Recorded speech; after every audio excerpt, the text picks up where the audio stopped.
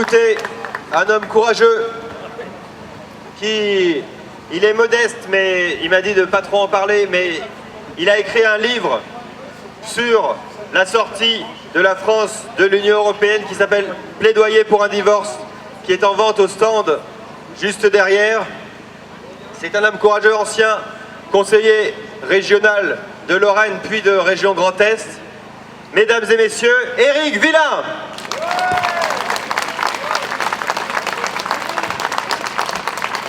Mesdames, Messieurs, chers amis patriotes, je prends aujourd'hui la parole devant vous en tant qu'enfant de Sichazel, ce petit village mosellan accroché sur les hauteurs de Metz, où repose Robert Schuman. À l'heure où je m'exprime, rien n'est encore officiel. Après avoir confirmé sa venue à Metz, le pape Léon XIV pourrait aller se recueillir sur la tombe du Père de l'Europe.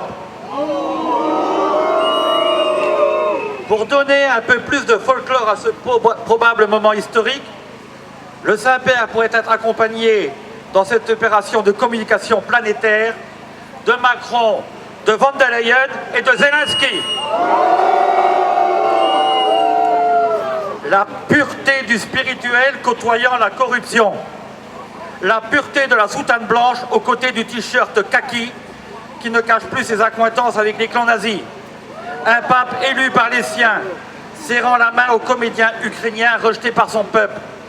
Le message de paix du souverain pontife se heurtant au message de guerre des trois autres. Imaginez la photo.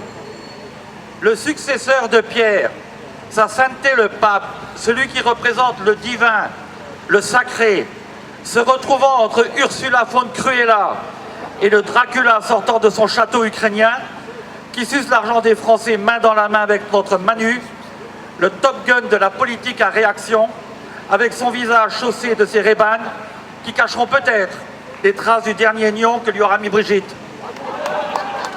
D'ailleurs, lui qui a perdu la valeur de la cocarde, connaît maintenant celle du cocard. Je respecte la liberté spirituelle de l'Église, mais je m'interroge, je me questionne sur la portée symbolique d'un tel hommage. Schuman, c'est l'homme qui, le 10 juillet 1940, vota les pleins pouvoirs à Pétain.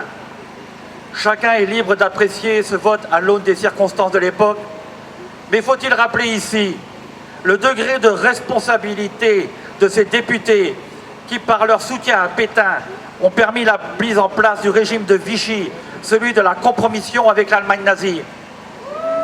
Schuman, c'est aussi et surtout l'un des principaux architectes de la construction européenne. Ce monstre qui a irrémédiablement transféré les souverainetés nationales vers des institutions communes. L'Union européenne a toujours été présentée comme une promesse de paix, de prospérité et d'unité. Vous connaissez la chanson mieux que moi. Aujourd'hui, son échec est patent. Elle met les économies des peuples en compétition, plutôt que de les unir. Et je dis avec beaucoup de respect à Monseigneur Ballot, évêque de Metz, qui dans une tribune du Républicain lorrain citait la France et l'Allemagne comme étant des peuples frères. Non, Monseigneur, l'Allemagne ne se comporte pas comme la sœur de la France. Le couple franco-allemand n'existe pas. La seule réalité est que l'économie française est devenue esclave de l'économie allemande. C'est ça la vérité. Il n'y a pas d'amour fraternel entre notre pays, il n'y a que l'exploitation et la domination de l'un sur l'autre. Et le reste, c'est du blabla. Mes amis, la nation française n'est pas un archaïsme. La nation française est la maison charnelle de son peuple. Elle est la gardienne de la langue française, de sa mémoire, de ses traditions, de son héritage. Elle est le coffre-fort de l'histoire de France. Elle est le refuge de l'identité française. La France n'est pas une simple administration. La France n'est pas un marché. La France n'est pas une ligne sur une carte. La France est une mémoire vivante qui traverse les siècles. La France chrétienne, c'est Clovis, c'est Saint-Louis, c'est Jeanne d'Arc. La France chrétienne, ce sont les clochers et les cloches de nos villages, les flèches de nos cathédrales dressées vers le ciel, les pèlerinages, les processions, les pierres et les prières accumulées par des générations de Français. Oui, la France chrétienne, c'est tout ça.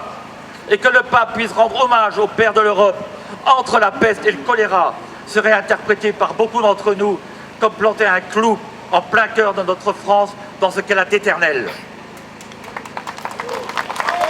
La France aujourd'hui est sacrifiée sur l'autel de l'Europe, alors qu'elle est une histoire, qu'elle est une vocation, qu'elle est à elle seule une civilisation.